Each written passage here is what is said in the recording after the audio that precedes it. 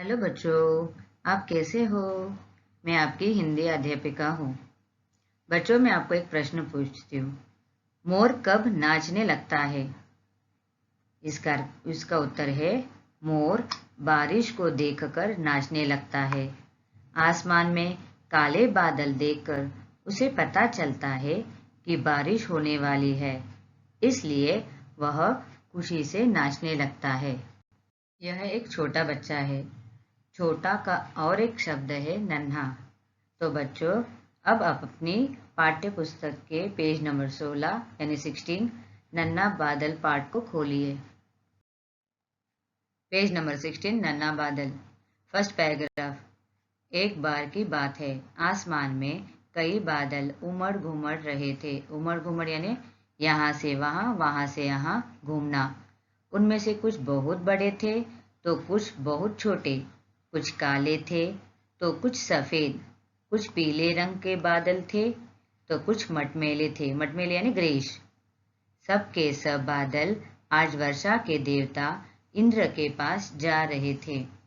बात यह थी कि बादलों का सेनापति कौन हो, इस बात का निर्णय यानी डिसीजन होना था। तो बच्चों, इसका अर्थ है एक बार आसमान में कई बादल यहाँ से वहाँ और वहाँ से यहाँ घूम रहे थे। उनमें थोड़े छोटे बादल थे और कुछ थोड़े बड़े, जैसे काले, सफ़ेद, पीले और मटमैले, ऐसे अलग अलग रंग के बादल थे। एक दिन बादलों का सेनापति कौन हो? बेटा, सेनापति यानी किसी राजा के सेना का जो लीडर होता है उसे हम सेनापति कहते हैं। इसलिए जैसे बादलों का लीडर यानी सेनापति कौन हो, इसका निर्णय करने सभी बादल वर्षा के देवता इंद्र के पास जा रहे थे। Page number 16 second paragraph. नियत समय पर, नियत यानी डिसाइडेड टाइम पर इंद्र देवता का दरबार लगा। एक एक करके बादलों ने अपने आप को श्रेष्ठ यानी सबसे अच्छा, इसका अर्थ है, बताना शुरू किया। मटमैला बादल गरजा, मुझे सेनापति बनाया जाए। मेरी जितनी जल राशि के सामने इनमें से कौन ठहर पाएगा? काले बादल ने मुंह चिढ़ाया, इतना घमंड? अरे, हम जब आकाश में छाते हैं तब लोग कांप उठते हैं, इसलिए सेनापति बनने का हक मेरा है। तो बच्चों, इसका अर्थ ये है इंद्र के दरबार में एक एक करके सभी बादलों ने अपने आप को श्रेष्ठ यानी सबसे अच्छा बतलाने लगे। तभी मटमैले बादल जोर से गरजते हुए कहा कि मेरे पास इतना अधिक पानी है कि मेरे सामने कोई नहीं ठहर पाएगा।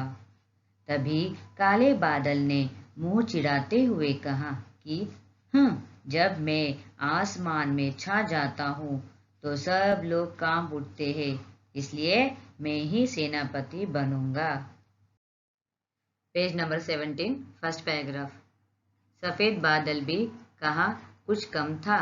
वह बोला, तुम सब तो कभी कभी आते हो, मैं तो हमेशा गगन में छाया रहता हूँ। गगन यानी स्काई, आकाश। भला मेरे सिवा सेनापति कौन बन सकता है? पीले बादल ने अपनी सुंदरता को निहारा। निहारा यानी देखा। उसे अपने रूप पर घमंड था। वह बोला, मेरे रूप पर भला कौन मुग्ध न होगा? मुग्ध मीन्स अट्रैक्ट।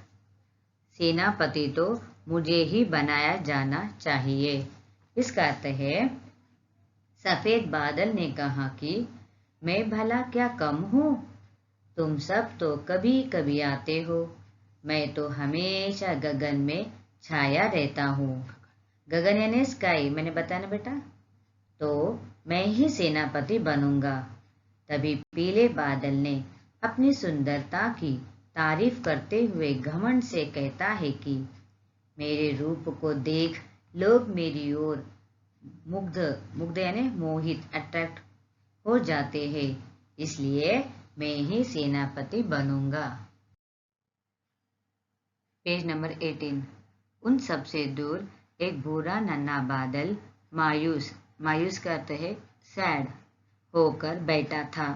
वह सोच रहा था, हाय, मैं तो कितना छोटा सा हूँ। इन सब के बीच इंद्रदेव तो मुझे देखेंगे भी नहीं, तब भला वे मुझे सेनापति कहाँ से बना पाएंगे। बादलों की बातें सुनने के बाद इंद्र देवता ने घोषणा की कि तुम सब अलग अलग स्थानों पर जाकर जल बरसाओ, फिर वापस दरबार में आओ।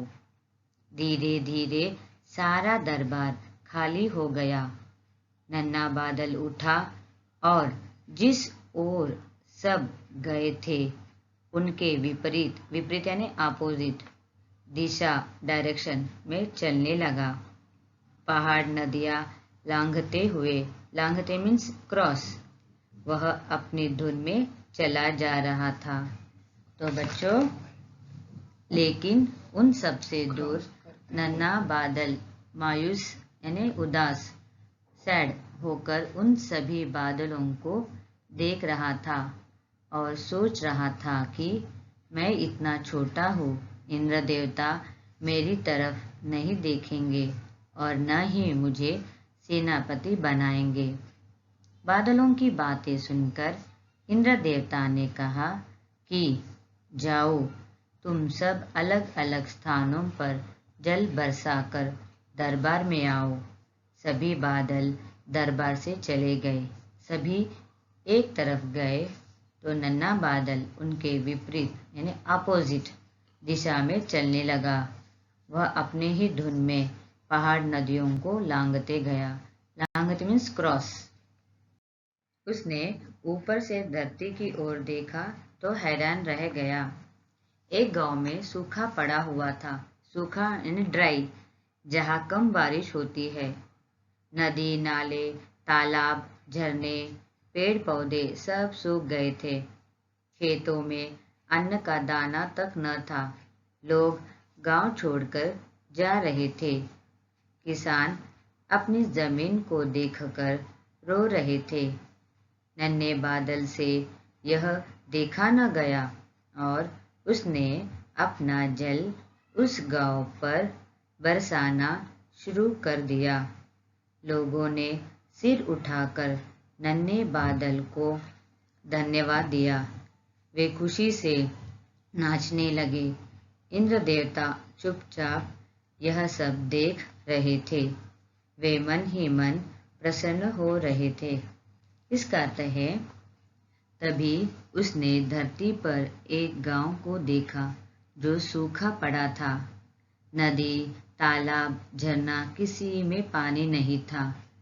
कम बारिश के कारण खेतों में अनाज नहीं उग पा रहा था, इसलिए सब लोग गांव छोड़कर जा रहे थे।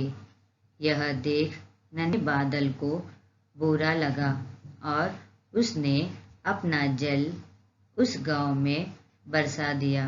लोग नन्हे बादल को देखकर खुशी से नाचने लगे। इंद्र देवता चुपचाप यह सब देख मन ही मन प्रसन्न हो रहे थे। Page number 19, second paragraph. शाम को इंद्र देवता के दरबार में सारे बादल इकट्ठा हुए और अपनी अपनी बात बताने लगे। मटमैले बादल ने कहा कि उसने इतना जल बरसाया कि लोग डर के मारे घरों में जा छिपे।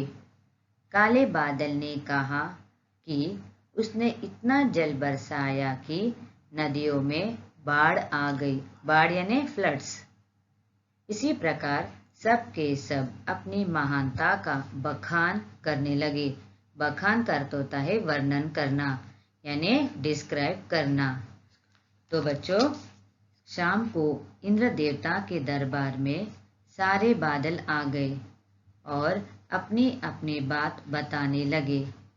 पहले मटमैले बादल ने कहा, मैं इतना जल बरसाया कि लोग डर के मारे घरों में छिप गए। काले बादल ने कहा, मैं इतना जल बरसाया कि नदियों में बाढ़ आ गई। बाढ़ मैंने कहा था ना, फ्लड्स। इस प्रकार सभी बादल अपनी महानता का बखान यानी वर्णन, इसको इंग्लिश में डिस्क्राइब, तो बखान करने लगे। Page number 19। अचानक इंद्र देवता उठे और नन्हे बादल के समीप यानी नियर पहुंचे। उन्होंने उसके सिर पर सेनापति का ताज रख दिया। नन्हे बादल ने आश्चर्य ने सरप्राइज उनकी ओर देखा। तब इंद्र देवता ने कहा, जो दूसरों का दुख समझता है और उनकी भलाई के लिए तत्पर यानी ऑलवेज रेडी रहता है, वही सबसे श्रेष्ठ होता है। ऐसे नन्हे बादल को ही सेनापति बनाना उचित होगा। उचित यानी करेक्ट। दरबार में तालियों की गड़गड़ाहट गूंज उठी। यह सब देखकर नन्हे बादल की आंखें डबडबाई। तो बच्चों, इसका अर्थ है अचानक इंद्र देवता उठे और उन्होंने नन्हे बादल के पास जाकर उनके सिर पर सेनापति का ताज रख दिया। नन्हे बादल को आश्चर्य हुआ। तब इंद्र देवता ने कहा कि जो दूसरों का दुख समझता है और उसकी भलाई के लिए तैयार रहता है, वही श्रेष्ठ होता है। इसलिए नन्हे बादल को ही सेनापति बनाना चाहिए। दरबार में तालियां बजने लगी। नन्हे बादल भी की आंखों में आंसू आ गए।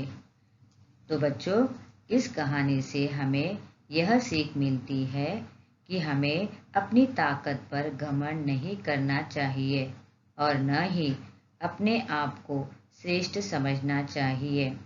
घमंड करने वाला किसी का प्यारा नहीं बन सकता। इसलिए हमें हमेशा दूसरों की मदद करनी चाहिए। धन्यवाद।